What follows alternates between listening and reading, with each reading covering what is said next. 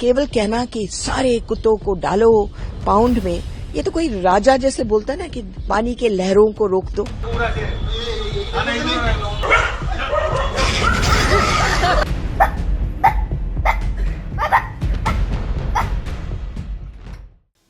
देश में आवारा कुत्तों के काटने से होने वाली मौतों का कोई एक निश्चित और केंद्रीकृत आंकड़ा देना मुश्किल है, क्योंकि सरकारी रिपोर्ट और वैश्विक स्वास्थ्य संगठनों के अनुमानों में भारी अंतर देखने को मिलता है।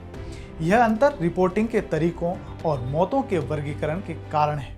सरकार द्वारा लोकसभा में दी गई जानकारी के अनुसार 2024 में 54 संदिग्ध मानव रेबीज मौतें दर्ज की गई। इसी वर्ष कुत्तों के काटने के 37 लाख से अधिक मामले सामने आए। ये आंकड़े केवल उन्हीं मामलों को दर्शाते हैं जहां मौत का सीधा कारण रेबीज के रूप में दर्ज किया गया, लेकिन विशेषज्ञ मानते हैं कि यह वास्तविक संख्या का एक बहुत छोटा हिस्सा है। WHO और अन्य शोध संस्थान मॉडलिंग और विभिन्न स्रोतों के आधार पर अनुमान जारी करते हैं, जो सरकारी आंकड़ों से कहीं अधिक है। WHO के अनुसार भारत में हर साल रेबीज से 18,000 से 20,000 लोगों की मौत हो जाती है। यह आंकड़ा वैश्विक रेबीज से होने वाली मौतों का लगभग 36% है।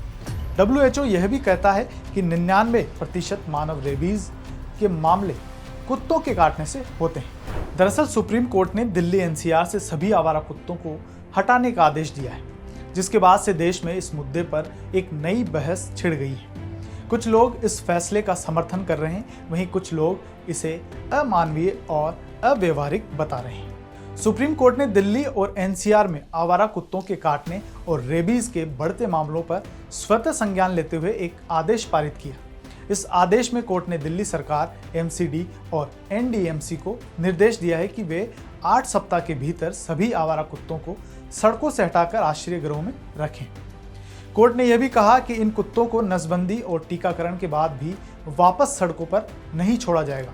इसके साथ ही कोर्ट ने चेतावनी दी है कि जो भी व्यक्ति या संगठन इस प्रक्रिया में बाधा डालेगा, उसके खिलाफ अवमानना की कार्रवाई की जाएगी। कोर्ट का मानना है कि यह फैसला जनहित में लिया गया है ताकि बच्चों और बुजुर्गों सहित आम जनता को आवारा कुत्तों के हमलों से सुरक्षित रखा जा सके। सुप्रीम कोर्ट के इस फैसले का उन लोगों ने पुरजोर स्वागत किया है जो आवारा कुत्तों के आतंक से त्रस्त हैं। उनका मानना है कि यह आदेश नागरिकों, विशेषकर बच्चों और बुजुर्गों की सुरक्षा सुनिश्चित करेगा।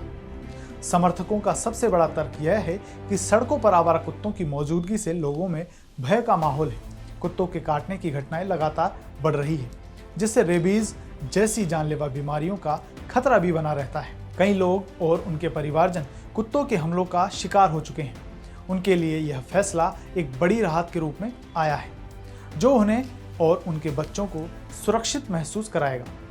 आवारा कुत्तों की बढ़ती आबादी से गलियों और सार्वजनिक स्थानों पर गंदगी की समस्या भी बढ़ती है, जिस पर इस आदेश से लगाम लगने की उम्मीद है। दिल्ली सरकार में मंत्री कपिल मिश्रा और भाजपा नेता विजय गोयल जैसे राजनेताओं ने भी इस आदेश का स्वागत करते हुए इसे दिल्ली को भयमुक्त बनाने की दिशा में एक महत्वपूर्ण कदम बताया। वहीं दूसरी ओर पशु अधिकार कार्यकर्ताओं, कई गैर सरकारी संगठनों और समाज के एक बड़े वर्ग ने इस आदेश को लेकर गंभीर चिंताएं और विरोध व्यक्त किया है। उनका मानना है कि यह समस्या का स्थायी और मानवीय समाधान नहीं। आलोचकों का कहना है कि लाखों कुत्तों को उनके प्राकृतिक आवास से जबरन हटाकर आश्रय गृहों में बंद करना क्रूरता है। यह उनके व्यवहार पर नकारात्मक प्रभाव डालेगा और उन्हें तनावग्रस्त बना देगा। दिल्ली NCR में लाखों की संख्या में आवारा कुत्ते हैं। इतने कम समय में उन सभी के लिए पर्याप्त आश्रय गृहों का निर्माण एक लगभग असंभव कार्य है। मौजूदा शेल्टर होम्स में पहले से ही क्षमता से अधिक जानवर हैं।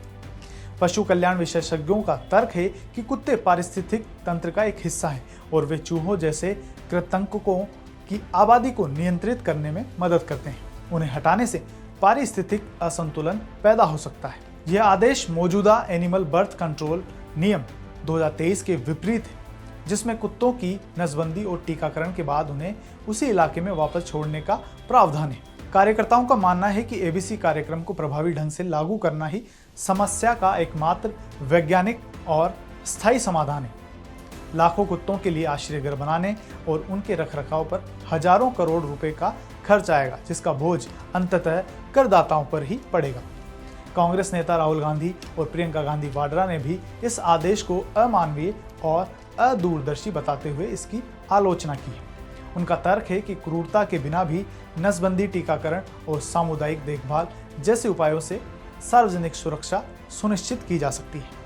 बीजेपी नेता मेनका गांधी ने आदेश का जिक्र करते हुए पेरिस की घटना को याद किया है। उन्होंने कहा, अगर कुत्ते चले गए तो शहर में हर जगह बंदर घूम रहे होंगे।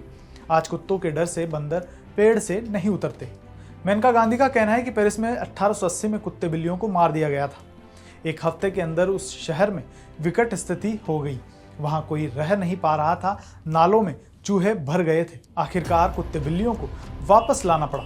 अगर कुत्ते नहीं आए, आज बंदर जो फैल रहे हैं दिल्ली में, वो नीचे पेड़ों से नहीं उतरते कुत्तों के डर में। जिस दिन कुत्ते गए तो आपके बंदर यहाँ हर बगीचे में घूम रहे होंगे। ये हुआ था पेरिस में 1880 में, जब उन्होंने सारे कुत्ते बिल्ली को मार डाला। एक हफ्ते के अंदर अंदर कोई नहीं रह सकता था उस शहर में, क्योंकि सारे चूहे भर गए थे नालों में। तो उनको लाना पड़ा दूर से, फिर कुत्ते और बिल्ली। इस आदेश के खिलाफ बढ़ते विरोध और आपत्तियों के बीच भारत के मुख्य न्यायाधीश BR गवई ने मामले पर गौर करने का आश्वासन दिया है। इससे इस पूरी बहस में एक नया मोड़ आ गया है और यह संकेत मिलता है कि इस आदेश पर पुनर्विचार किया जा सकता है। फिलहाल दिल्ली में कुत्तों को लेकर सुप्रीम कोर्ट के आदेश ने एक महत्वपूर्ण संवाद को जन्म दिया है, जो मानव पशु संघर्ष, पशु अधिकारों और शहरी नियोजन के जटिल मुद्दों को एक साथ सामने लाता है। यह देखना महत्वपूर्ण होगा कि आने वाले दिनों में अदालत, सरकार और नागरिक समाज इस चुनौती का सामना करने के लिए क्या रास्ता अपनाते हैं, जो न केवल मनुष्यों की सुरक्षा सुनिश्चित करे, बल्कि बेजुबान जानवरों के प्रति करुणा और न्याय के सिद्धांतों का भी पालन करे। इस पूरी जानकारी पर क्या है आपकी राय, कमेंट कर जरूर बताएं।